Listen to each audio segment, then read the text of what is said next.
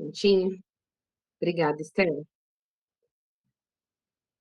Professora, é contigo.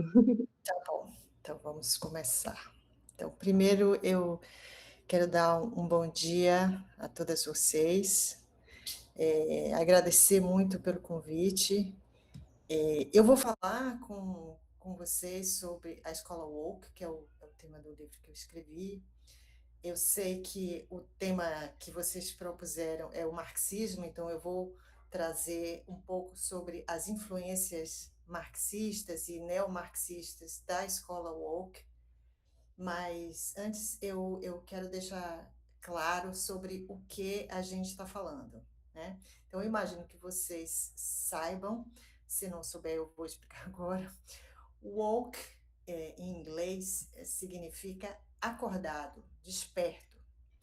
E nos anos 60, no contexto da reação ao racismo nos Estados Unidos, essa palavra adquiriu um sentido político de estar alerta, né? De estar acordado, de estar alerta, atento a esse contexto de racismo.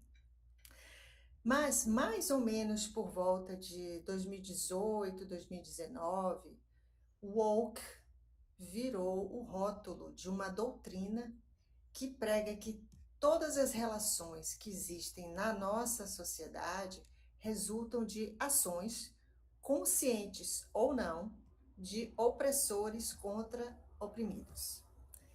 Isso é claramente uma visão marxista da educação, né, que propõe uma sociedade binária de opressores contra oprimidos. E essa condição de opressor ou oprimido ela varia conforme as identidades de cada um. Então, nós temos, nesse cenário de wokeismo, nós temos principalmente brancos contra negros, homens contra mulheres, hétero contra homossexuais, cis contra transexuais, normais contra queer, colonizadores contra nativos. Esses são os grupos principais, né? Mas tem mais. De fato, a doutrina woke ela se baseia em diversas teorias psicocientíficas, pseudocientíficas e crenças, né? Então, eu vou destacar algumas. Eu sei que é um pouco teórico e, assim, vocês não precisam entender profundamente sobre isso, é só para vocês terem uma ideia de onde vêm algumas das ideias sobre as quais a escola woke se organiza. Então, primeiramente, o marxismo, né? Então, o marxismo ele propõe um coletivismo messiânico. No marxismo não existe o indivíduo, só existe o coletivo. E é messiânico por quê? Porque eles acreditam no homem como Deus. É o homem que cria, que transforma a sociedade, aí a sociedade transforma o homem, que volta a transformar a sociedade, isso num processo contínuo. Essa é a crença do marxismo. Supostamente, no final dessa história, desse processo, o que nós teremos será o comunismo. Na linguagem woke, que eles chamam de justiça social, que é esse processo que eles buscam sempre que eles falam em justiça social, eles estão falando de comunismo, né? O homem como Deus em uma sociedade sem hierarquias. Então, é isso que faz parte da doutrina da escola woke, é que é preciso acabar com as hierarquias, porque, na verdade, é o homem que é o criador, né? O homem é Deus, e quando houver justiça social, não haverá aquele que é mais poderoso, aquele que é menos. E aqui a gente está falando porque eles acreditam, né, que a pessoa branca se sente superior e oprime o negro, o homem oprime a mulher, e todas essa binariedade que eu citei. Então, exatamente como os marxistas pregam, para os woke, preciso humanizar a sociedade, né? O que eles chamam de humanizar. O que é isso? Isso é um processo de transformação do homem que virá através da abolição da propriedade privada. Então, o marxismo prega que para o homem encontrar a sua condição inata, natural, aquela que ele originalmente teria, não pode existir propriedade privada.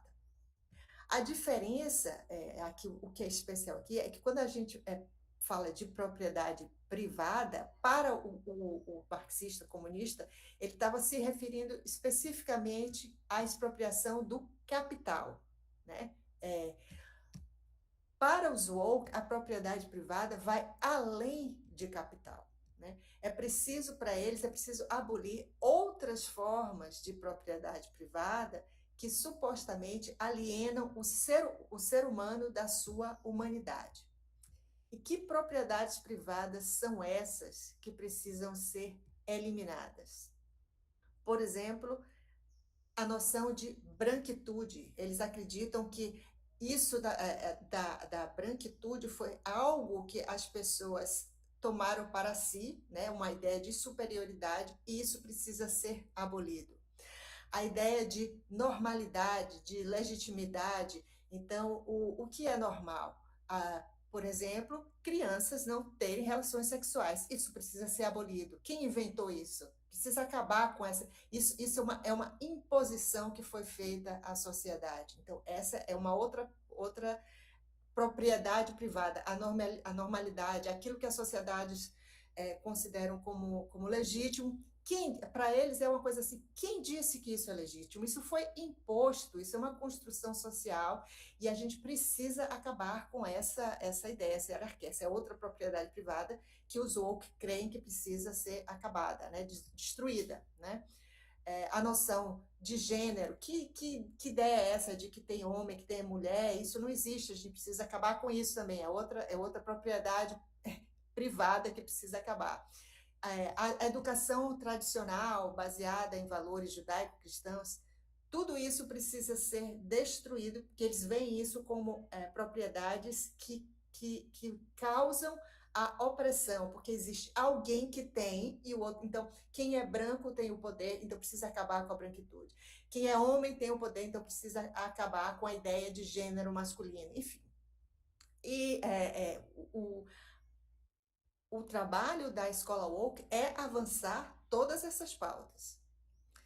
Outra influência é o neomarxismo, que o neomarxismo foi uma reação aos marxistas, né? Os neomarxistas entenderam que a luta de classes não é só entre classes econômicas. Então, isso tem muito a ver com a escola woke, porque eles perceberam que não é só quem tem dinheiro que oprime quem não tem dinheiro. Como eu falei, são essas outras hierarquias, elas também oprimem. Então, para os neomarxistas, né, além de estudantes intelectuais, o que eles viram era que é preciso recrutar novos combatentes entre as chamadas minorias, né, que são os negros, as mulheres, os homossexuais, por exemplo. Né? Isso porque eles perceberam que a classe operária tende a se tornar conservadora conforme avança socioeconomicamente. Né? Então, inicialmente, os marxistas acreditavam que os proletários iam se unir, iam fazer a revolução. Só que, à medida que o capitalismo avançou e que aqueles proletários começavam a ascender socioeconomicamente, eles pensavam assim, não quero fazer revolução nenhuma, eu quero continuar ascendendo, eu quero cuidar da minha família. Então, eles vão se tornando, à medida que eles vão se tornando classe média, eles vão se tornando conservadores, e isso, claro, tende a impedir uma revolução. É daí que os neomarxistas, os marxistas também, têm horror à classe média.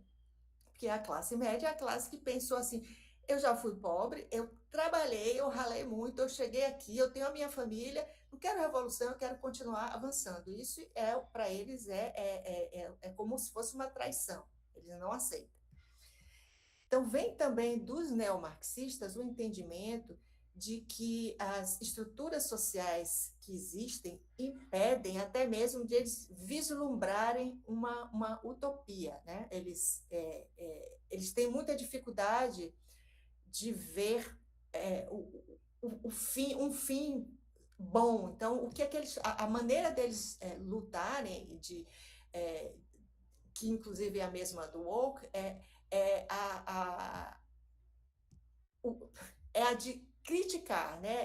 Tanto que os neomarxistas, a linha da chamada Escola de Frankfurt, o que eles criaram foi o que eles chamam de teoria crítica, que é tudo que existe precisa ser criticado, destruído, para depois surgir algo melhor. Vamos destruir tudo, vamos acabar com as hierarquias, vamos acabar com o que forma a nossa sociedade, porque é isso que nos faz ruim. Eles não imaginam assim, eles não têm uma visão positiva, eles têm uma visão que precisa destruir tudo.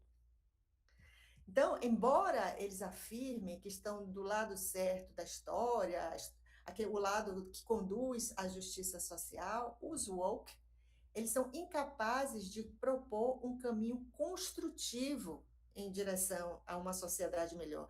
O caminho que eles propõem sempre é o da destruição, né? Eles não conseguem sequer descrever de maneira positiva o que seria essa sociedade socialmente justa.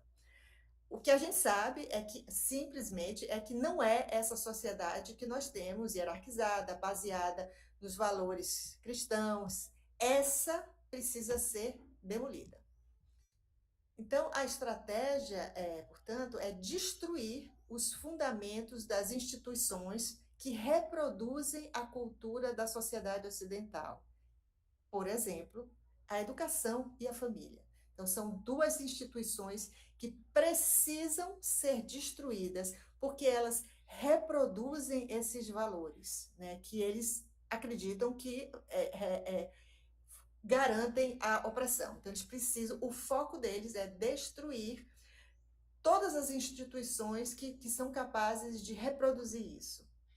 E, dentre essas, destaco aqui a educação e a família.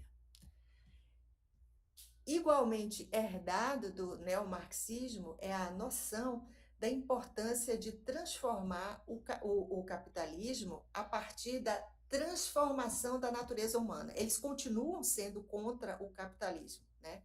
Mas eles acreditam que para demolir o capitalismo é preciso transformar a natureza humana. E, de novo, eles acreditam que o ser humano é Deus. Então, se o ser humano perceber que ele tem essa capacidade, se ele perceber que ele pode se transformar, ele como Deus, ele pode se transformar e chegar à sua verdadeira natureza humana de Deus, né? Divina, ele vai conseguir destruir o capitalismo. Porque enquanto as pessoas forem como elas são, elas vão querer coisas que só o capitalismo proporciona. Para ele parar de querer isso, ele precisa se transformar. Então, tinha um neomarxista, dessa escola de Frankfurt, que falava muito sobre isso, que era o Marcuse, que ele falava que era preciso desenvolver uma nova sensibilidade humana, né?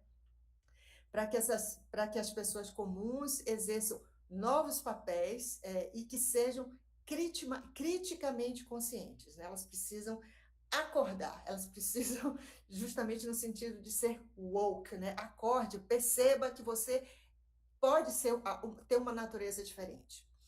E essa transformação humana, essa engenharia social, está no centro da escola woke. Outra influência da escola woke é a pedagogia crítica, que é a teoria crítica, que é essa teoria a qual me referi, que está associada à escola de Frankfurt, impregnada com o credo freiriano, de Paulo Freire, da educação libertadora. Então, juntou a teoria crítica de Frankfurt, que diz que a gente precisa desenvolver uma nova sensibilidade, com o credo de Paulo Freire. Paulo Freire não produziu uma teoria, ele produziu uma lista de crenças, de credos, né? Ele não tem nenhum embasamento teórico para o que ele diz. Então, juntou-se essas duas coisas e temos a pedagogia crítica, que é teoria, entre aspas, que está na base da formação docente, não só do Brasil, mas nos Estados Unidos e muitos países anglofônicos, países ocidentais, né? Então, os professores, eles são formados a partir dessa base. Isso se traduz na escola na certeza de que o ato de ensinar sempre é um ato político. Então, as crianças e adolescentes devem aprender a enxergar a si mesmos e as suas experiências de aprendizagem na escola, qualquer que seja a disciplina curricular, através de lentes que mostrem uma sociedade dividida entre opressores e oprimidos. E cabe ao educador, ao professor, ensinar aos alunos maneiras de identificar como o poder molda a nossa compreensão do mundo. Mas para o final da aula, eu vou trazer uma ilustração de como isso pode acontecer na sala de aula. E, por fim, uma outra influência que tem no wokeismo é o chamado feminismo negro e marxista, que, assim como os woke, usa a interseccionalidade, eu vou explicar o que é, e a epistemologia do ponto de vista como justificativas para cooptar as ciências. Interseccionalidade é a posição que cada um ocupa em relação ao que eles chamam de sistemas de poder. O que são os sistemas de poder? Por exemplo, o racismo, a homofobia, a misoginia, todos esses preconceitos, né? Então eles colocam isso, imagine que isso em várias linhas que se cruzam, e a interseccionalidade é o ponto em que cada um se encontra na interseção dessas linhas. Então imagine que alguém, por exemplo, né? Eu sou mulher, mas eu sou branca. Então as duas linhas, eu não cruzo com a linha do racismo. Então eu sou mulher. Eu sou hétero, então eu não cruzo. Agora você imagine uma pessoa que é mulher, negra, trans, homossexual, deficiente física. Então ela cruza várias dessas linhas que supostamente são vítimas de preconceito. Então isso dá a ela uma percepção, isso é a interseccionalidade dela. Então, para essa tese das feministas negras, e que os woke concordam, essa pessoa tem uma perspectiva diferente, e a visão dela como vítima, como oprimida por todos esses tipos de preconceitos, dá a ela o poder de estabelecer regras, né? Então, isso faz com que o wokeismo tenha cooptado a ciência. Então, eles não buscam, não importam mais evidências científicas, importa o seu ponto de vista, né? O que eles chamam de epistemologia do ponto de vista. Se eu sou vítima de tantos tipos de preconceitos, eu tenho o poder, e a minha perspectiva vai se impor em relação a alguém que diga, não, mas não é bem assim, nem todo mundo é racista. Se eu sinto assim, e eu como mulher preta, homossexual, blá, blá, blá, blá, eu tenho o poder de dizer, é assim que é, e acabou. Então, isso foi para a escola woke também. As evidências se tornam irrelevantes ou mesmo ilusórias diante do testemunho de alguém que relata as suas vivências únicas, baseadas na sua interseccionalidade, né? Principalmente classe, raça, sexo, orientação sexual, gênero, entre outros. Para os woke, uma sociedade justa, ela não hierarquiza modos de produção de conhecimento conforme a clareza conceitual, a racionalidade, a lógica, a confirmação através de evidências. Na verdade, eles acreditam que tudo isso, a racionalidade, a busca pela verdade, isso aí só reforça os sistemas de poder. Então, o critério relevante para validar uma teoria é a sua utilidade para um ou mais grupos identitários, e não pelo fato de ser ou não objetivamente verdadeiro. Então, a partir dessa perspectiva, as pessoas têm uma licença, de fato, para propor hipóteses que não são falseáveis, você não pode testar. Você não pode testar porque se aquilo é a minha verdade, você não tem que testar, né? Você tem, a percepção precisa ser apenas confirmada pelos dogmas da seita woke, né? Então, o que eu chamo aqui de escola woke, na verdade, tem um duplo sentido. Por um lado, é o conjunto articulado de todas essas teorias. Quando eu falo escola woke, são todas essas teorias, essas crenças, não chegam nem a ser teorias, né? Nem todas são, essas crenças e políticas que são implementadas a partir dessas crenças e que sustentam a doutrina woke. Isso é um lado do que eu chamo de escola woke. O outro é o contexto na sala de aula, né? De uma abordagem pedagógica doutrinadora e posta em prática através de uma versão que eu chamo de uma versão retrofitada do método Paulo Freire. Retrofitada no sentido de ser modernizada. Eles pegaram o método Paulo Freire e modernizaram com tecnologias, não vou entrar em detalhe aqui agora, mas com as mesmas crenças de Paulo Freire e aplicam na sala de aula. Nesse contexto da sala de aula, a missão da escola woke é programar os estudantes para, primeiro, verem o mundo como os woke o veem, né? O resultado da ação de grupos opressores sobre grupos oprimidos. Segundo, programá-los para assumir a posição que lhes cabe nesse mundo conforme a sua identidade. Ou seja, na sala de aula, o menino branco tem que assumir a culpa por seus privilégios em relação ao seu coleguinha que é preto, que, por sua vez, tem que assumir a posição de vítima do coleguinha branco. Mesma coisa entre meninos e meninas, né? O menino tem que saber que ele é culpado pelo sofrimento das mulheres no mundo e as meninas têm que se colocar no lugar não só de vítimas, mas aquelas que precisam ser empoderadas, blá, blá, blá.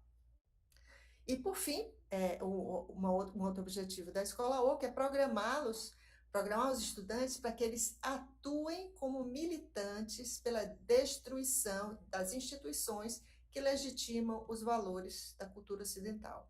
E, como eu falei antes, principalmente a família, a educação e também a religião. Bom, infelizmente, a escola woke se tornou, vamos trazer aqui para a nossa realidade, né? Ela se tornou a doutrina oficial do Estado brasileiro na educação, né? E isso afeta as escolas públicas e privadas, porque essa doutrina fundamenta todas as políticas públicas educacionais, como, por exemplo, a Base Nacional Comum Curricular, o Plano Nacional de Educação, os itinerários do novo ensino médio e a formação docente, dentre outros. Então, isso afeta escolas públicas e privadas. E a gente vê isso principalmente na linguagem usada nesses documentos. Então, no meu livro, eu exploro vários documentos produzidos pelo MEC, pelo Conselho Nacional de Educação, carregados de linguagem woke, né? E como, por exemplo, diversidade, empatia, inclusão, equidade, resiliência, democracia, sustentabilidade, bem-estar, tolerância, direitos humanos, tudo lindo, né? Tudo que você ouve, isso aí, que coisa linda, que coisa maravilhosa. O problema é que os significados desses termos foram completamente corrompidos e a maioria dos pais e mães não sabem disso. Então, vou dar um exemplo. Equidade. Muita gente acha que equidade é igualdade de oportunidades. Não é. Equidade é igualdade de resultados. Isso é feito através de redistribuição compulsória de recursos, né? Então, quando você tem uma quantidade de recursos e você redistribui compulsoriamente, então quem tem mais tem que dar para quem tem menos, o nome disso é socialismo, né? Então, equidade, na verdade, é socialismo. A equidade na educação é uma redistribuição compulsória de recursos, normalmente sociais e culturais, eles buscam, na verdade, chegar a resultados iguais. Então, como é que eles fazem isso? Eles fazem isso através da implementação de práticas que nivelam por baixo as expectativas disciplinares e acadêmicas.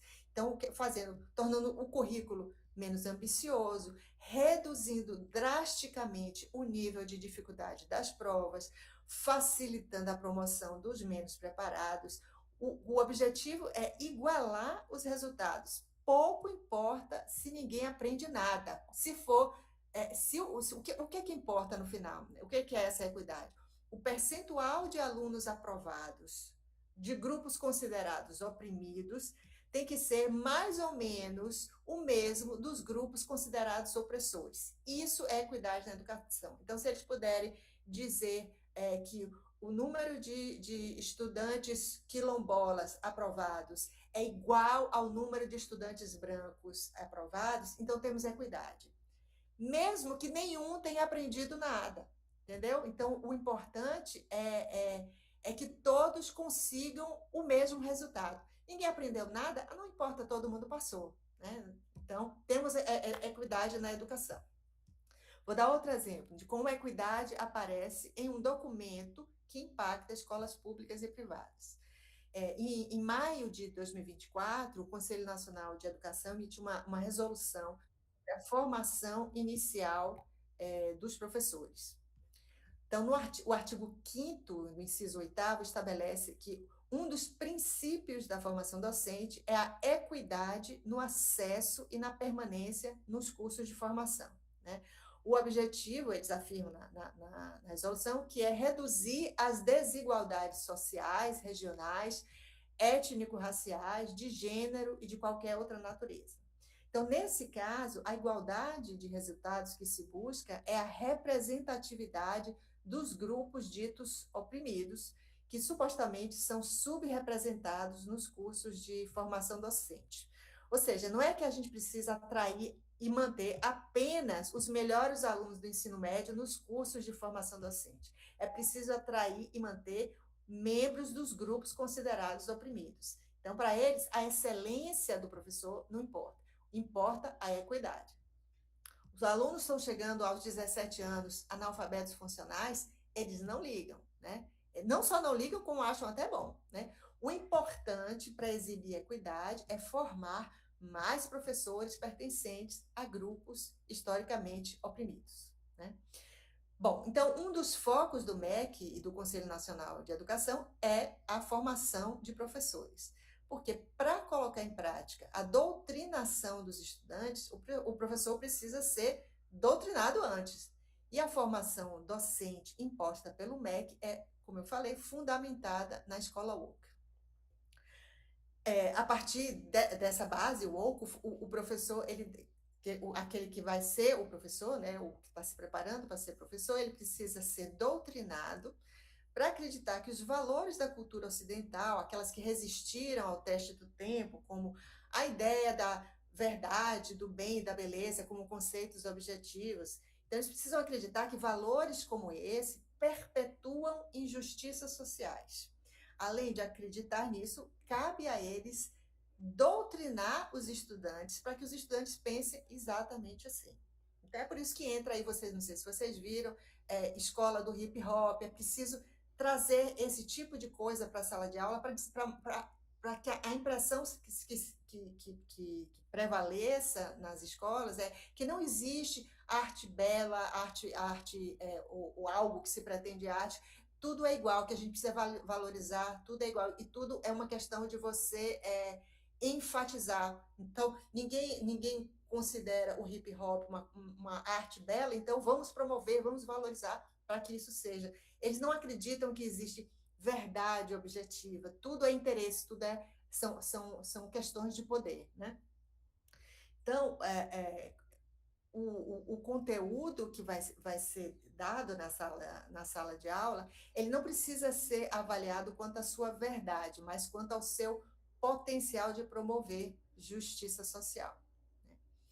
Uma das crenças de Paulo Freire e de Marx também é que o que nos diferencia dos animais, o que nos humaniza, é a nossa capacidade de transformar o mundo, né? A nossa capacidade de ser Deus. Nós podemos ser Deus, mas não na sua transformação, não na estrutura física ou tecnológica, né? Para ter uma vida mais segura e confortável. transformar o mundo para Paulo Freire, assim como para os woke, significa, como eu já falei, destruir os sistemas de poder que reproduzem o status quo. Para Paulo Freire e para os woke, educar pessoas para que elas vivam bem ou elas aspirem a progredir no mundo capitalista é desumanizar as pessoas, é domesticá-la como se faz com os animais. É por isso que ele se coloca contra o que ele chama de educação bancária, quando você ensina as pessoas a, por exemplo, a escrever bem, a falar bem, a saber matemática, que você está preparando uma pessoa para viver bem nesse mundo. Não é do interesse deles que as pessoas aprendam a viver bem nesse mundo. Você tem que formar pessoas que queiram destruir esse mundo. Entende?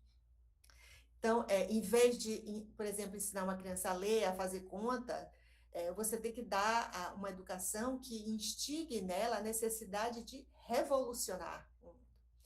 Eu não sei se vocês viram, saiu recentemente, uma semana mais ou menos, saiu uma pesquisa de uma ONG chamada De Olho no Material Escolar, que fez uma pesquisa em parceria com a USP, que mostra que apenas 4% do material didático usado nas escolas brasileiras tem base científica. Infelizmente, para muitos especialistas em educação no Brasil, não tem nada de errado com isso, não. Eles não estão constrangidos com isso, porque eles acreditam, de fato, que a escolha do material didático ela deve se basear na pedagogia crítica, que, como eu falei há pouco, é a teoria neomarxista aplicada à educação, conforme está nos livros de Paulo Freire. Então, para a escola woke, base científica só serve quando confirma o seu viés, né? E a busca pela verdade não é algo a ser valorizado por si só. Tem uma reputada acadêmica americana da área de filosofia feminista, filosofia da raça, o nome dela é Alison Bailey. Ela escreveu um artigo numa revista muito prestigiosa dessa área dela, né? Em que ela fala que a pedagogia crítica, ela considera as afirmações que os estudantes fazem em relação a questões de justiça social, não como proposições que devem ser avaliadas quanto à sua verdade. E ela complementa, dizendo que, nesse contexto, a missão do professor é ensinar os estudantes a resistir e transformar injustiças sociais. Então, eu estou trazendo esse exemplo para mostrar para vocês que não há qualquer constrangimento, eles dizem isso abertamente, é isso que eles acreditam. Né? Eles, quer dizer, tem os que acreditam e tem os que manipulam os que acreditam. Né? Porque sempre tem a pessoa por trás que faz com má intenção. Tem aquele professor que ele vai fazer a formação dele, ele de fato sai ali, ele de fato acredita, mas muita gente sabe que isso não é o melhor para o estudante, e mesmo assim impõe aos estudantes. Então, eles se veem como na função de ensinar os estudantes a pensar certo. E pensar certo para os marxistas, os neomarxistas, os sectários woke, não é pensar baseado na verdade. Né? O próprio Paulo Freire disse no seu livro Pedagogia do Oprimido, que é o mais conhecido, que pensar certo é ter consciência revolucionária ou consciência de classe. Nos dias de hoje eles diriam consciência interseccional identitária. Né? E o problema se agrava porque o ativismo woke nas escolas ele não se dá apenas quando há livros com conteúdo inadequado, né, político, ideológico, conteúdo sexual. Para doutrinar, tudo que os militantes precisam é seguir o que está nas diretrizes do MEC. Eu estou me referindo aqui especificamente ao ensino das chamadas competências socioemocionais. Então, à primeira vista, a aprendizagem socioemocional parece algo absolutamente inofensível, desejável, né? Que pai, que mãe que não quer que o seu filho desenvolva autoconhecimento, empatia, resiliência? O problema é que a aprendizagem socioemocional na versão transformativa, que é a orientação oficial do MEC, e que deve permear todas as disciplinas, não tem nada disso como objetivo, ainda que eles usem esses termos, né, de resiliência, autoconhecimento. O objetivo é servir de instrumento para que a escola woke cumpra a sua missão, que é de aliciar estudantes para aderir a seita woke, que é uma seita, né? E programá-los para que eles se tornem militantes. Então, aqui, como eu falei no começo, eu vou trazer um exemplo ilustrativo, fictício, né, de como age uma ativista woke travestida de professora.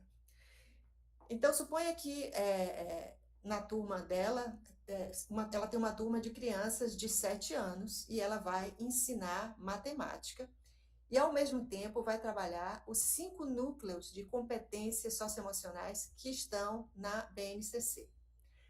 Quais são esses 5 núcleos?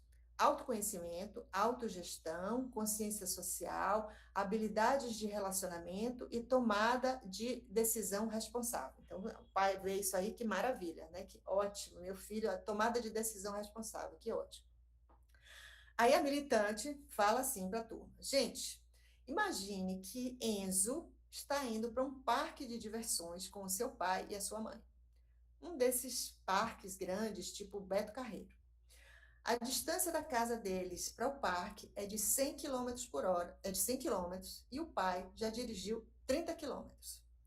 Quantos quilômetros faltam para eles chegarem no parque? Espera. Antes de vocês responderem, deixa eu ver uma coisa aqui. Isso é a professora. Quem de vocês já foi a um parque de diversões desses grandes? Nunca foi? Nunca foi, Luana? Ele está falando ali. Nem você, Júnior. E aí a militante descobre que da turma só foram três estudantes, né? Só Valentina, Bento e Lorenzo que já foram a um parque desses grandes, né? Parque de diversão. Aí ela pergunta: e você, Ju, por que você nunca foi? Aí Ju diz que acha que nunca foi porque é caro. Eu acho que foi isso, professor, é caro. Aí a ativista, muito empática, diz: ah, é isso mesmo.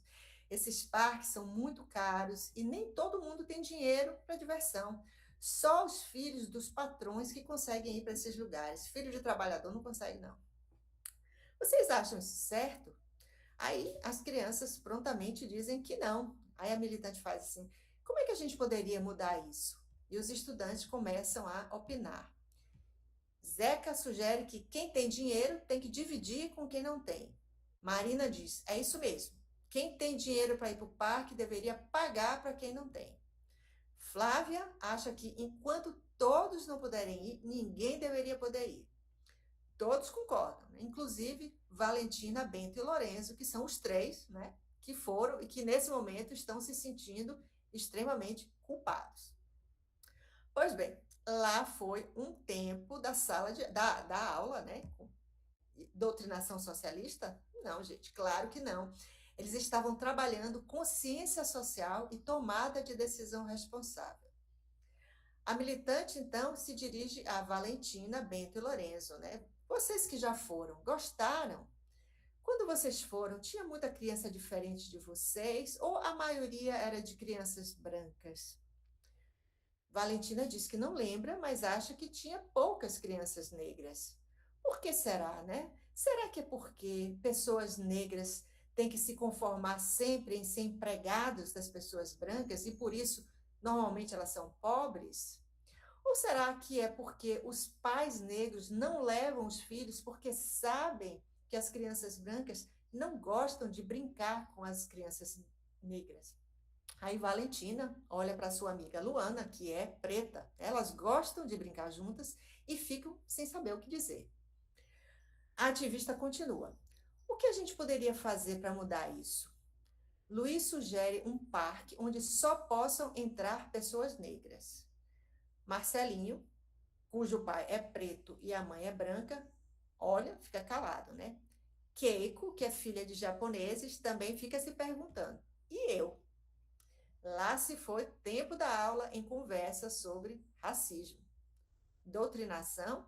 Claro que não. Eles trabalharam autoconsciência, consciência social, habilidades de relacionamento e tomada de decisão responsável.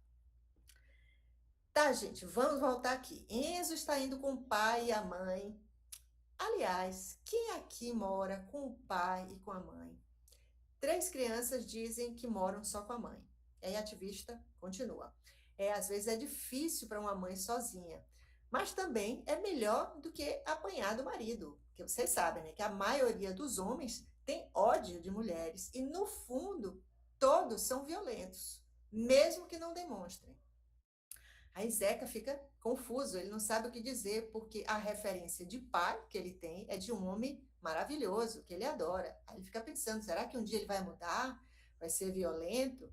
Lá se foi mais tempo da aula em conversa sobre sociedade patriarcal e feminismo.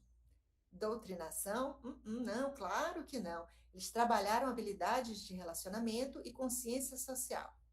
Gente, voltando, o pai de Enzo já dirigiu 30 quilômetros. Aliás, vocês acham mesmo certo viajar 100 quilômetros em um meio de transporte com apenas 3 pessoas só para ir a um parque? Vocês têm noção do quanto cada carro destrói o meio ambiente? Vocês sabiam que quando vocês tiverem 18 anos, provavelmente não vai nem ter mais bichos nas florestas? Sabiam que as casas dos mais pobres vão ser levadas pela maré? A Carol fica com medo, o coração apertado, porque ela mora numa comunidade na beira do mar. E quando vocês tiverem seus filhos, aliás, é melhor nem ter filhos, viu? Eu nem sei se vai ter água para todo mundo beber, a não ser que a gente mude o nosso comportamento agora. Tem que convencer os pais de vocês a andar menos de carro, a não comprar produtos que não sejam sustentáveis, a não votar em candidato que não liga para o meio ambiente. Mais tempo da aula. Agora gasto em conversa ecoterrorista. Doutrinação? Claro que não. Eles trabalharam consciência social e tomada de decisão responsável. Rebeca então disse: professora, eu nunca fui porque meus pais acham que eu sou muito nova. A militante então disse: mas você se sente pronta, Rebeca? Aí ela diz assim: eu me sinto sim. Gente, vocês acham que os pais de vocês é que devem determinar com que idade vocês devem experimentar coisas novas? Uns dizem que sim, outros dizem que não, outros dizem depende. E a militante então concorda. Sim, claro, coisas perigosas como dirigir, criança não pode fazer. Mas tem coisas que não são perigosas, que são oportunidades de aprender e os pais não deixam. Às vezes por causa da idade, porque são mais velhos, mas nem sempre, né? Os seus pais, por exemplo, Rebeca, eles não são velhos, mas é que eles são religiosos. E eles acham que você tem que ser também. E também são mais fechados por isso, né? Provavelmente eles não perceberam que você já está pronta, que você precisa aprender a fazer suas próprias escolhas. Mas olha, Rebeca, qualquer coisa, conte comigo. E nem comente com seus pais que eu falei isso, porque eles podem ficar chateados, e eu sei que eles te amam muito. E também a escola está aqui para te ajudar, viu? Mais tempo da aula em conversa sobre a necessidade de autorização dos pais para experimentar coisas novas. Doutrinação? Claro que não. Eles trabalharam autoconsciência, autogestão e tomada de decisão responsável. Bem, quando acaba a aula, ninguém praticou subtração, mas supostamente todo mundo desenvolveu as competências socioemocionais que estão na BNCC. Vejam, é claro que um verdadeiro professor sabe que o seu papel ele sabe qual é o seu papel e ele não vai manipular crianças. Na verdade, eu dei esse exemplo aqui, que eu falei que é fictício, não há dados sobre o quanto essas práticas têm avançado nas escolas, a gente não sabe.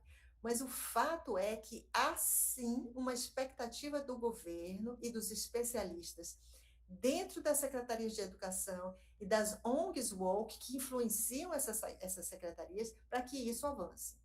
Então, as diretrizes do Conselho Nacional de Educação para a formação docente, elas vão nessa direção.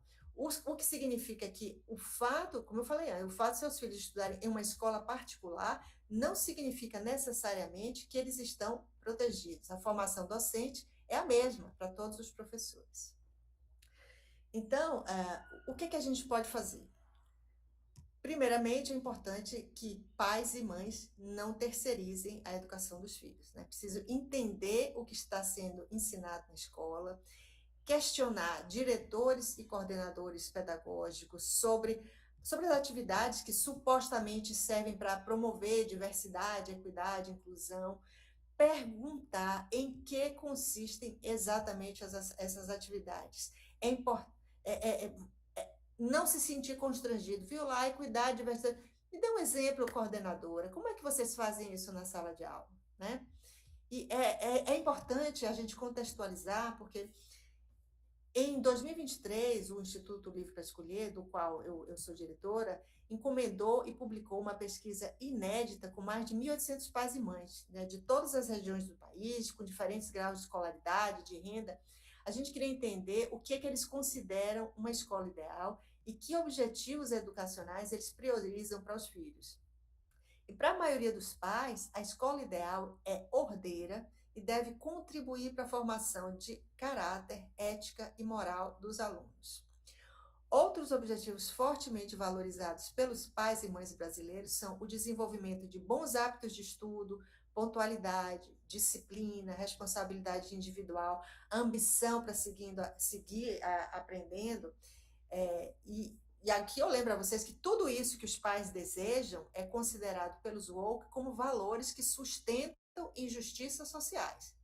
Então, os pais pesquisados, o que eles querem que seus filhos tratem as pessoas com o mesmo respeito, independentemente de raça, sexo, religião, etc.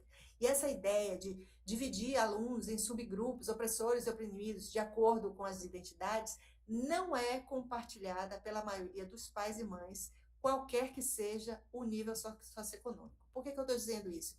Para reforçar que vocês precisam perguntar, porque a escola que os pais desejam é, na verdade, de acordo com essa pesquisa, é o oposto da escola woke. Os pais e mães, eles muitas vezes não reagem porque eles não sabem o que está acontecendo.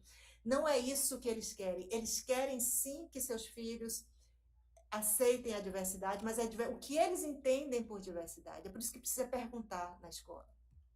Na verdade, esse desejo vai além de pais e mães. Né? Tem uma outra pesquisa recente de uma ONG chamada More in Common, que foi publicada em novembro do ano passado, e que mostrou que o percentual de progressistas militantes no Brasil, ou seja, percentual de pessoas woke, não passam de 5%. Nós somos a maioria, né? E por isso é preciso também ir nas redes sociais dos candidatos e políticos eleitos e pressionar para que eles se posicionem. Esse ano é eleição, vamos pressionar, perguntar como é que vocês se posicionam em relação a isso. De novo, nós somos a maioria e eles precisam saber disso. Bem, eu agradeço a atenção de vocês e fico à disposição para quaisquer perguntas que vocês tenham.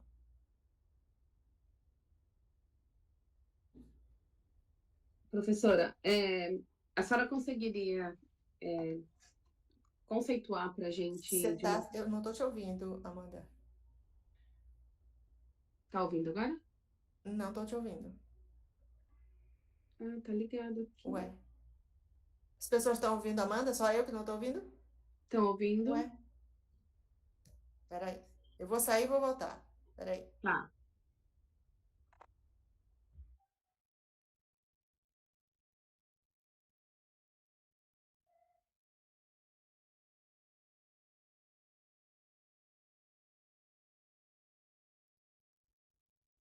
Tá ouvindo agora?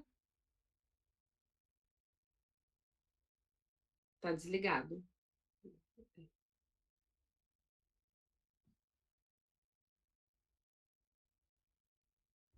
Eu continuo Bom. não te ouvindo, Amanda. Por quê? Deixa eu sair, tirar meu fone aqui para ver se eu te ouço. Peraí.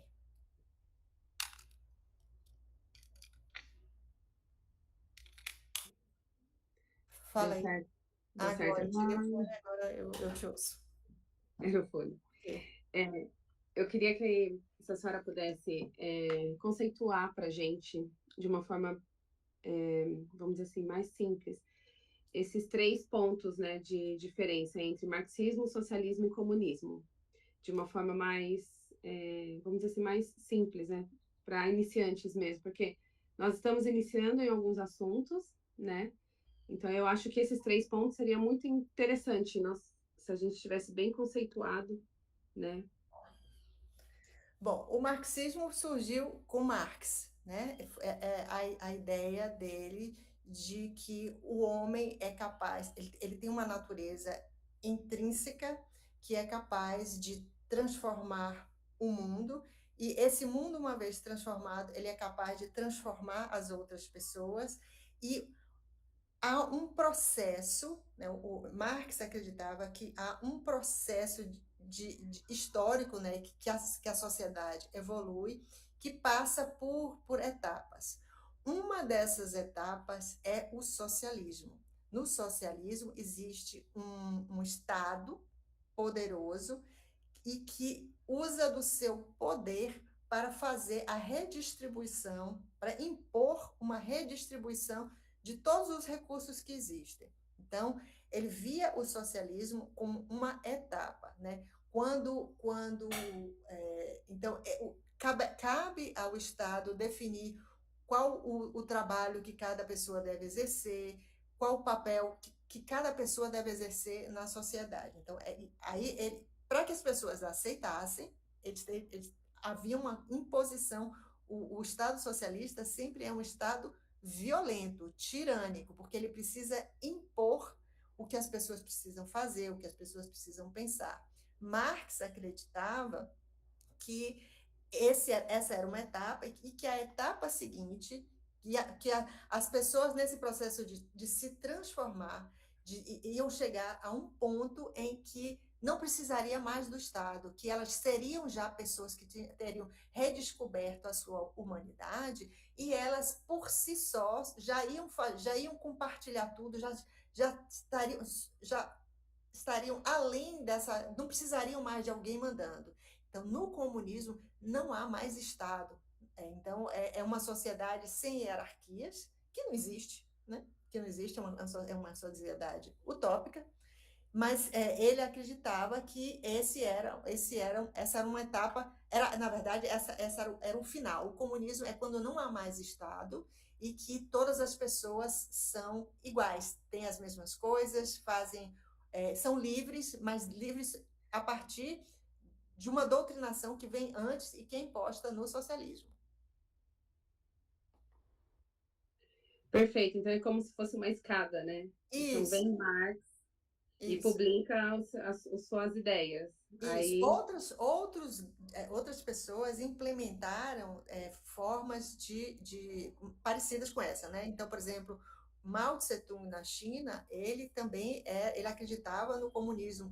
Então, ele acreditava na obrigação, na formação, nem formação de crianças assim, mas de impor uma educação completamente doutrinária para formar crianças que com esse espírito de destruir tudo que havia na sociedade. Paulo Freire é um grande admirador de Mao Tse-tung, por isso, destruir todos os valores tradicionais, atacar a família. Então, na China de Mao Tse-tung, havia um incentivo para os filhos denunciarem os pais, denunciarem os avós, humilharem as famílias em público, para que tudo fosse destruído e que essas crianças, esses jovens, depois servissem como para chegar ao comunismo. Né? perfeito. Vocês conseguiram entender, meninas? Essa foi realmente uma escadinha, né? Certo. Essa questão da equidade, né? Isso é algo que eu, por exemplo, como professora, trabalho muito, porque quando a gente pega ali, né, uma criança já pequenininha, uma se entregou para fazer um desenho de uma forma muito bem feita e a outra simplesmente fez um risco, certo? E ali eles vêm com esse papel, com essa história de equidade, né? Que não existe, né? Isso. Um se dedicou mais e o outro não se dedicou, mas o importante é que todos chegaram num, num comum, vamos dizer assim. Isso, E tá, como tem também, desculpa te interromper, nas competições esportivas, faz uma corrida, todo mundo ganha medalha, o primeiro e o último, aí o coitado do primeiro que se esforçou, mas isso. todo mundo ganha medalha. É porque assim, eu vi uma desconstrução muito grande na minha época de infância, que tinha tantas competições, até mesmo lá, escola dominical, quem memorizava mais, os versículos, quem a gente fazia muito teatro, né? Muitas peças de teatro, jograis, né? Que usava esse nome. Então a gente tinha que memorizar, memorizar, e de repente não tem mais isso. Tá É. vendo? Então, dentro da igreja, isso é algo terrível e que a gente convive com isso e a gente nem percebe, porque foi algo Uhum. infiltrado de uma forma assim tão sutil e tão bonito, porque essas Uhum. palavras, elas são muito, vêm como uma caixa de ouro enfeitada, mas só que lá dentro é podre. Exatamente, Esses nomes exatamente. que a senhora trouxe, né? Equidade, Direitos direitos humanos. Aí você humanos, vai ver o que eles chamam de direitos humanos. Direitos humanos, por exemplo, é o direito da mulher escolher se ela quer ter ou não o bebê dela, é um direito humano.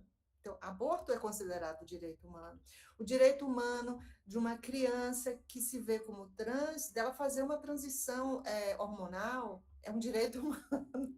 Então, quando você ouve essas pessoas, vamos promover o direito humano, vá ver exatamente o que é que eles chamam de direitos humanos. E quando eles lutam por esses direitos humanos, não é só a ideia, eles querem que isso entre na lei. Então, uma vez que isso seja lei, a gente tem que aceitar, a gente tem que financiar também, né? Porque se é um direito, precisa fazer, tem que ter no SUS, tem que ser ensinado na escola, é um direito humano. Como é que você vai negar isso? Exatamente, acho que foi a Lloyd que postou, que sempre gostou, né, de esses desafios, enfim. E as crianças gostam disso. E isso é algo importante para o crescimento delas, né? Você colocá-las em competição. E Uhum. isso é algo extremamente importante para o desenvolvimento das crianças. Então, esses dias, eu acho que eu já trouxe isso para vocês, né? O meu filho estava na igreja e ele fez um risco assim, ó. Realmente, ele falou para mim, mãe, eu só estava querendo mexer minha mão. Então, ele fez algo muito feio, gente. Ele ficou lá fazendo assim, ó. E aí passou uma senhora, fez aquele, ai, que coisa mais linda e não sei o quê. Eu fiquei só olhando para aquilo, né? Eu falei, meu Deus. Aí quando chegou em casa, eu falei para ele, eu mostrei para ele uma obra de arte que a gente tem aqui na parede, que é o da Tempestade, do Mar da Galileia, do Rembrandt. Mostrei para ele e falei, e aí, quem que colocou mais? Quem que teve mais tempo, né? Ele já entendeu na hora, ele ficou assim, né, com aquele ponto de interrogação na cabeça. Mas eu falei, quem que empregou mais energia? Quem se dedicou mais? Você que fez um risco ou o Rembrandt? Ele é lógico, mãe, só queria mexer minha mão. Mas, mas isso é algo comum, então nós, como mães, precisamos ter essa visão. Entendeu? Ó, uma coisa que eu pego muito, gente, isso me deixa assim com vontade de chorar, de verdade. Eu dou aula de reforço, né? Então as crianças às vezes vêm com o caderno e tá aquele vistão lá carimbado da professora, parabéns. O português todo errado, todo. Jesus, vocês não fazem ideia. Contas de matemática errada e o parabéns. Uhum. Eu, Parabéns eu pelo quê, né? Parabéns parabéns pelo pra quê? Só você. porque ele fez, é obrigação dele, né? Tá vendo? Então, isso é um dos sintomas da equidade. Pegou o caderno do aluno, tá errado? Minha filha, eu mando para a mãe, ó, tá tudo errado, ó. Eu pedi para a criança refazer, ok? As mães, as mães falam muito obrigada. Por quê? Uhum, É o que elas querem. uhum, Elas querem corrigir o erro de português, a matemática, que o filho entenda para que ele não erre mais, claro. ok? Mas o problema é, errou, naquele momento você não corrigiu, já era, vai se tornar um vício, vai se tornar. Então, por isso que a gente olha hoje essa desconstrução, essas crianças, enfim, com a parede, né? Essas pessoas formadas com a parede cheia de diplomas, mas analfabetos funcionais. Não sabem nada, não entendem nada, não sabem escrever um texto, né? Não sabem E eu conjugar acho que verbos. uma outra consequência disso é a desvalorização do professor. O professor está cada vez menos valorizado, né? Porque para que ele está lá? Por Se o que aqui. ele tem para ensinar não importa, porque não importa se o aluno aprendeu, se ele não aprendeu, aprovação automática, o aluno não vê o professor como autoridade, não respeita o professor, nem como professor, muitas vezes nem como pessoa, né? Porque é alguém que ele não foi ensinado isso de você respeitar alguém mais velho, isso não é mais considerado algo a ser ensinado, tá? Exatamente, e é tudo aí. No livro, né, na página 261, ela fala a sexta mentira, né? Hierarquias são injustas, né? Então, acho que eu estava conversando com a Esther ontem. E a gente estava falando exatamente isso. A gente se forma na faculdade para que o aluno aprenda, né? Então, esse é o nosso objetivo. Eu até falei assim para ela, ó, o médico, ele estuda para ajudar as pessoas a curar suas enfermidades. Um dentista restaura dentes com Uhum. cárie, enfim, dentes tortos. E o professor? O professor quer que seu aluno aprenda a ler, escrever. Se eu tenho que trabalhar com essa equidade, é algo muito estranho, porque se todos estão certos, Miriam, pode falar. Bom dia. Professora, eu queria saber, assim, quais livros a senhora indica, porque foi uma aula muito bacana, mas é uma feijoada, né? Então, para a gente realmente conseguir entender de fato, porque, assim, falo como mãe, tem assunto que às vezes a gente quer fugir, né? Tipo, ai, ó, fez de conta que não está acontecendo. Mas está. E aí cada uma de nós aqui tem um filho numa fase, e cada filho tem um jeito também, questiona mais, menos. Então eu queria que a senhora pudesse compartilhar com a gente, assim, qual o caminho, assim, sabe, o arroz com feijão ali que a gente pode começar, para entender um pouco mais, para se preparar. Eu sei que tem algumas mães aqui que fazem o ensino domiciliar, outras não, mas de maneira geral, a gente tem contato com toda essa cultura, né? E seja com os vizinhos, com os primos. Então, assim, a gente precisa se preparar. Eu fico, assim, eu saio da aula desesperada. Por onde eu vou começar a aprender? Olha, eu escrevi um livro sobre isso, eu sou suspeita. Deixa eu pegar aqui, acho que tem um aqui, peraí. Tem aqui. Então, esse aqui é o meu livro, Escola Woke. Mas, fora isso, eu tô aqui pensando. Sim, tem uma que inclusive escreveu aqui. Eu não sei se vocês, quão ativas vocês são no Instagram. Então, tem muito material que é divulgado no Instagram. Então, por exemplo, tem uma pessoa chamada Nini Borges. Nini fala muito sobre como reagir a esse tipo de abordagem em que as crianças são manipuladas, mesmo adultos são manipulados. Ela não tem um livro sobre isso, até onde eu sei, mas ela fala muito sobre isso. Então, se você. Deixa eu pegar aqui eu vou pegar o arroba dela, e aí eu compartilho. Mas no próprio Instagram da senhora também tem muitas informações, viu, Miriam? A professora Ana Tenho, Maria tenho. posta muito, Na muita verdade, eu informação. tento trazer de forma assim, os pedacinhos para poder não causar assim, um acúmulo, não ser uma coisa muito que a gente não dê conta de lidar. Peraí, eu peguei aqui, agora não estou conseguindo voltar. Aqui.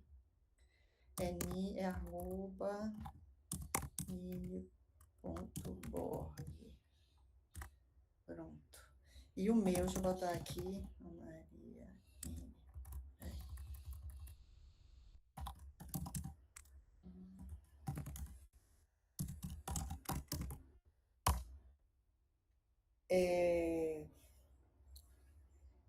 Até onde eu sei, Miriam, não existem outros livros sobre isso. Tem muita gente falando sobre, mas livro organizado para apontando o que está acontecendo e reagindo a eles, que eu saiba, não. Tem em inglês, serve em inglês? Eu posso depois mandar uma bibliografia. A maioria dos livros, por exemplo, que eu usei como referência para o meu livro, são em inglês. Depois eu posso mandar, eu mando para a Amanda compartilha com vocês as referências. A outra coisa que eu usei muito no meu livro foram os documentos oficiais do MEC, do Conselho Nacional de Educação.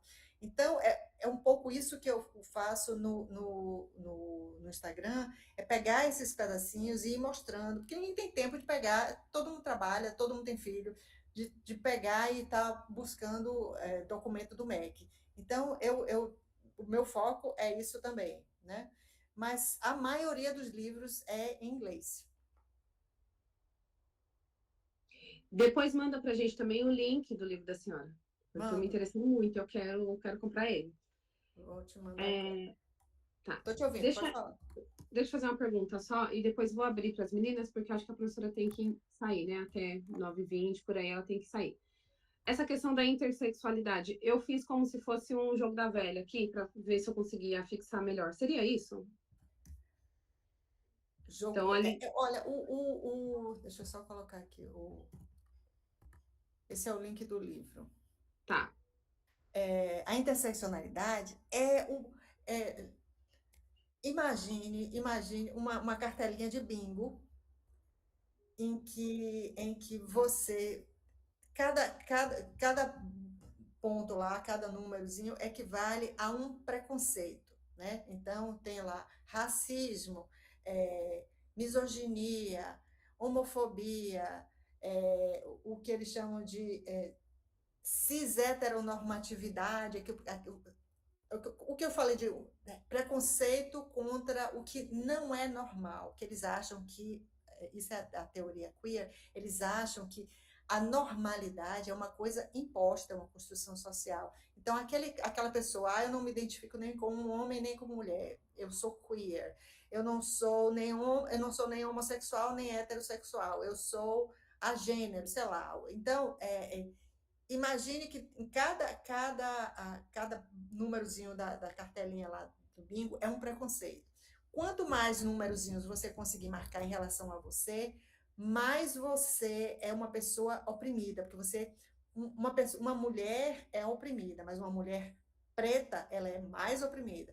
Uma mulher preta e gorda, ela é mais oprimida. Se ela for lésbica, ela é mais oprimida ainda. Então, isso, quando você chega no final, você junta todos esses preconceitos dos quais você é vítima, esse é o ponto da sua interseccionalidade. Então, você está na interseção de todos esses preconceitos, essas linhas, como eu falei, imagine esses preconceitos como linhas, né, como contínuos, você é mais ou você é menos. Então, quando você está naquele ponto, no ponto que você está, quantos preconceitos você sofre? Você sofre porque você é mulher, você sofre porque você, por exemplo, alguém tem uma deficiência física, ou eu sofro porque eu sou, sei lá, gorda, obesa, né? Também, porque a sociedade quer impor um padrão que não pode ser obeso, na verdade você tem que ser, enfim. Então, a interseccionalidade é esse ponto em que você se encontra. Quão oprimido você é, ou quão opressor você é. Então, a interseccionalidade de um homem branco,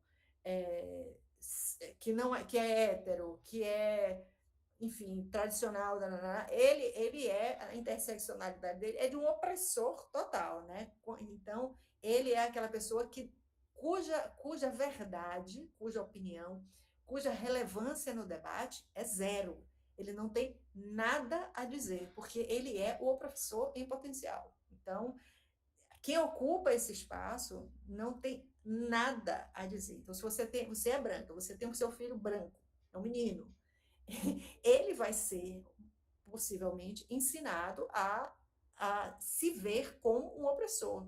Menino branco, cristão, que não é gay.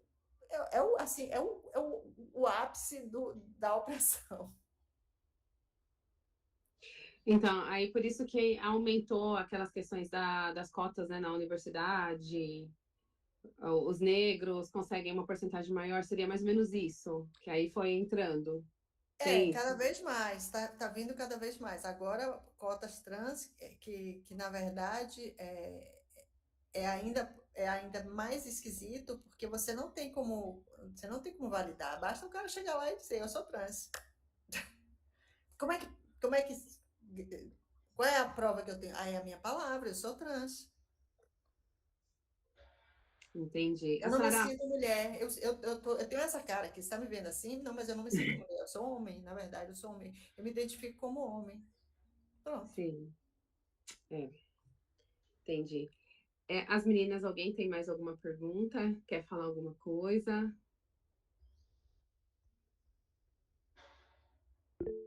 Samara, pode falar. Só tá desligado seu microfone. Eu. Bom dia a todas. Bom dia. Na verdade, a minha dúvida, na verdade, é o conselho que a gente precisa, né?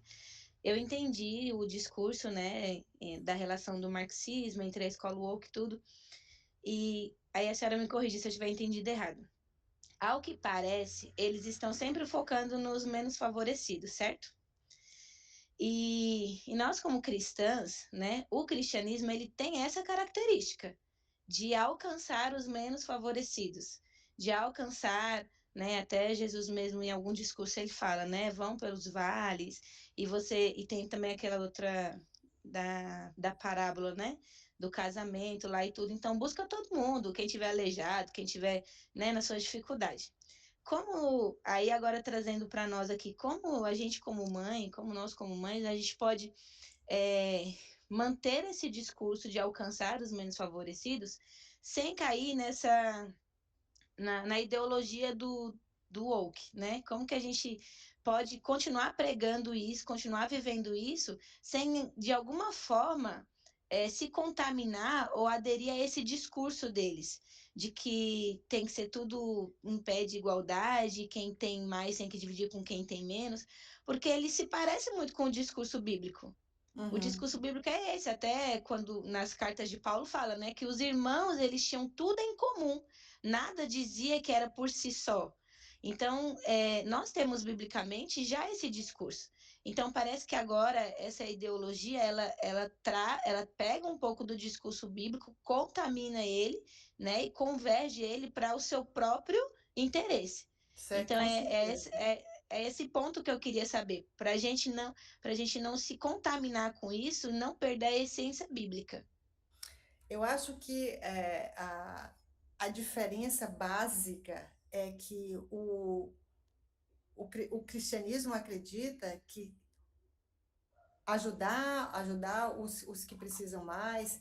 As pessoas fazem isso porque elas acreditam, primeiro, que é uma coisa voluntária, e elas acreditam, é uma questão de consciência, acreditam no bem, elas acreditam que existe um bem superior, né? E que, movido pelo amor, você age assim. É diferente de alguém que diz assim, primeiro que no marxismo não acredita em Deus, né? Então ele não acredita em um ser superior, ele acredita que o homem e o Deus homem é Deus, né? Ele não acredita em responsabilidade, em que você é responsável pelas suas escolhas. Então, quando uma pessoa que está enfim, um criminoso, por exemplo, né? Um cara comete um crime e aí você vai, como é que o marxista vai dizer? Ele vai dizer, ele não tem culpa, ele não tem culpa, não foi ele que escolheu, são as estruturas dele, são os sistemas que o oprimem que fizeram com que ele agisse assim.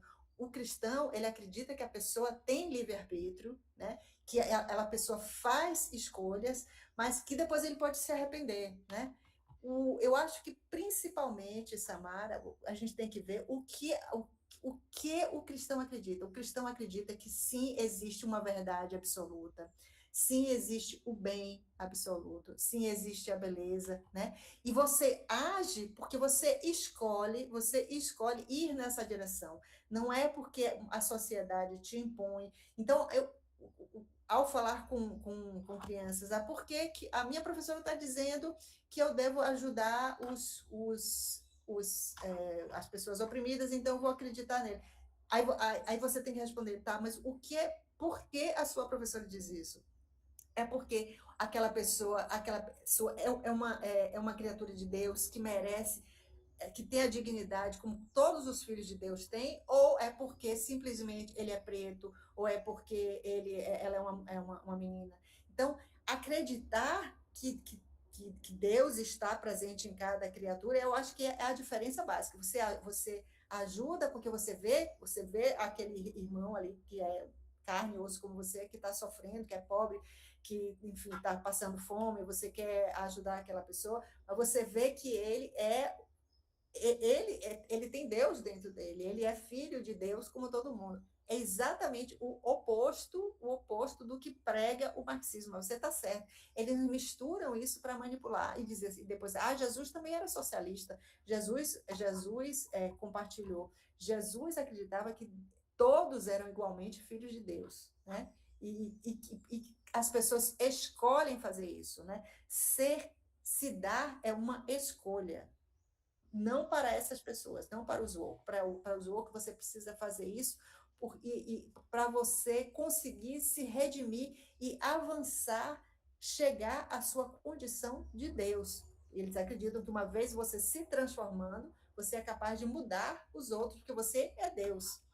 Eles não têm a humildade de perceber, eu sou um filho, eu vou fazer a minha parte, o que eu conseguir fazer, eu vou errar, e os meus erros eu vou admitir que são erros meus. Eu não errei porque eu sou mulher, eu não errei porque eu sou preta ou sou homossexual, eu errei porque eu sou humana, né? Eu não sou Deus. Mas você tem Então, razão.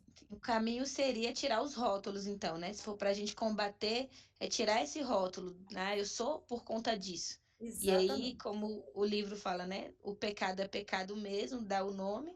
E aí, para conduzir uma criança numa sala de aula, por exemplo, o discurso seria esse. Não, eu tenho que te ajudar porque você é como eu, não por ser mulher ou homem ou nada do gênero. Entendi, Exatamente. obrigada.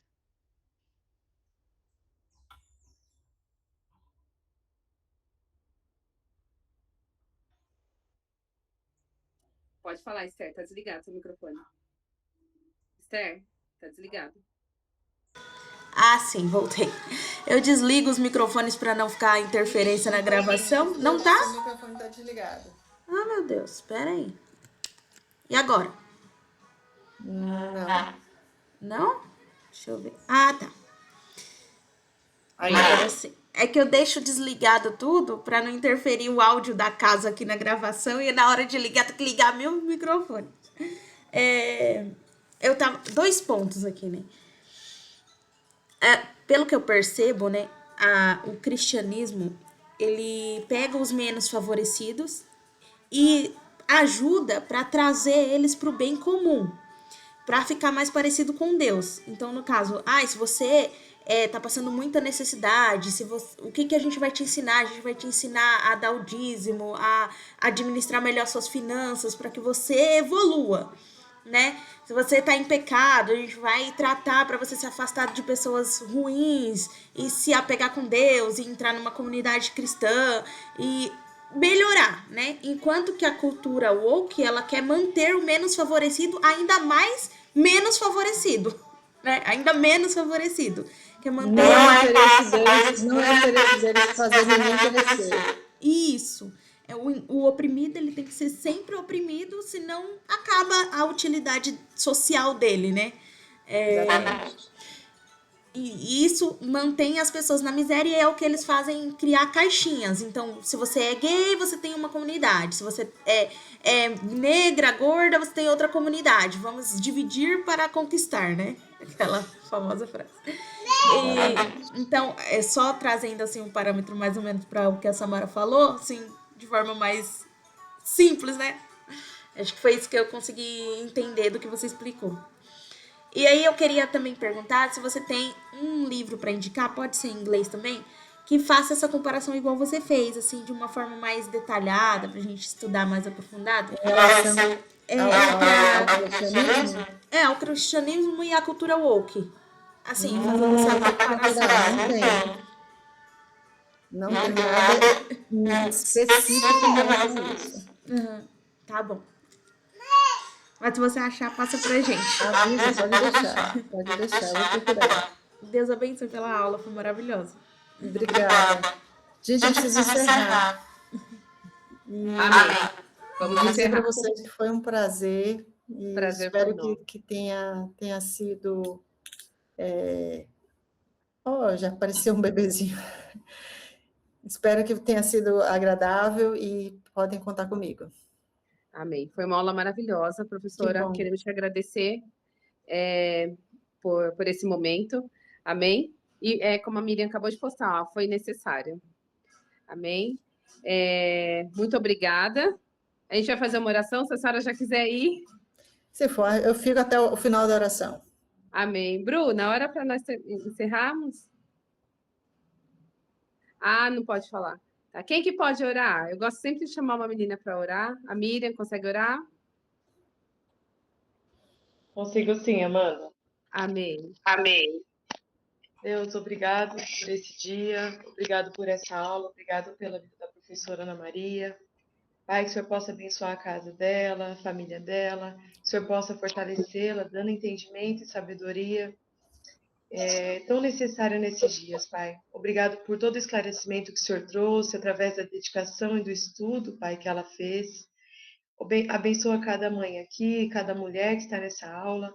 Renova o nosso entendimento, Deus. Nos dê sabedoria para viver nessa terra, mas de maneira, Pai, com sabedoria, que a gente saiba conduzir os nossos filhos, que a gente saiba combater, Pai, essas ideologias, Pai, que cada dia tem uma nova. Nos ajuda, Pai. Nós precisamos uma das outras, precisamos aprender e o Senhor usa as pessoas para nos ensinar. Obrigado por esse dia, obrigado por essa aula, Pai, tão necessária. Que o Senhor venha falar durante o dia, continue falando aos nossos corações e nos fortalecendo, Pai, na sua palavra, que nada venha a ser distorcido do nosso coração. Em nome de Jesus nós te agradecemos. Amém. Amém. Amém. Muito obrigada, professora. Obrigada, meninas. Até semana que vem. Gente. Bom dia, boa semana, bom final de semana. Tchau. Tchau.